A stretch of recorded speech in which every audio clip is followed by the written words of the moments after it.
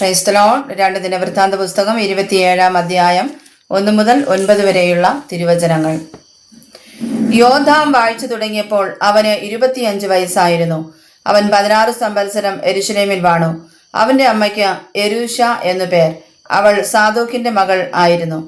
അവൻ തന്റെ അപ്പനായ ഉസ്സിയാവ് ചെയ്തതുപോലെ ഒക്കെയും യഹോവയ്ക്ക് പ്രസാദമായുള്ളത് ചെയ്തുവെങ്കിലും യഹോവയുടെ ആലയത്തിലേക്ക് അവൻ കടന്നില്ല. ജനമോ വഷളത്വം പ്രവർത്തിച്ചു കൊണ്ടിരുന്നു. അവൻ യഹോവയുടെ ആലയത്തിന്റെ മേലത്തെ പടിവാതിൽ പണിതു. ഓഫേലിന്റെ മതിലും അവൻ വളരെ പണിത് ഉറപ്പിച്ചു. അവൻ യഹൂദ മലനാട്ടിൽ പട്ടണങ്ങളും വനങ്ങളിൽ കോട്ടകളും ഗോപുരങ്ങളും പണിതു. അവൻ അമ്മോന്യരുടെ രാജാവിനോട് യുദ്ധവും ചെയ്ത് അവരെ ജയിച്ചു.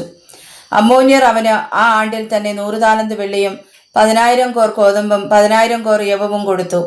അത്രയും തന്നെ അമ്മോന്യർ 2-ാം ആണ്ടിലും 3-ാം ആണ്ടിലും കൊടുക്കേണ്ടി വന്നു. ഇങ്ങനെ യോഥാം തന്റെ ദൈവമായ യഹോവയുടെ മുമ്പാകെ ക്രമമായി നടന്നതുകൊണ്ട് അവൻ ബലവാനായി തീർന്നു. യോഥാമിന്റെ മറ്റുള്ള വൃത്താന്തങ്ങളും അവന്റെ സകല യുദ്ധങ്ങളും അവന്റെ പ്രവൃത്തികളും ഇസ്രായേലിലെയും യഹൂദായിലെയും രാജാക്കന്മാരുടെ പുസ്തകത്തിൽ എഴുതിയിരിക്കുന്നുവല്ലോ. വാഴ്ച തുടങ്ങിയപ്പോൾ അവന് 25 വയസ്സായിരുന്നു.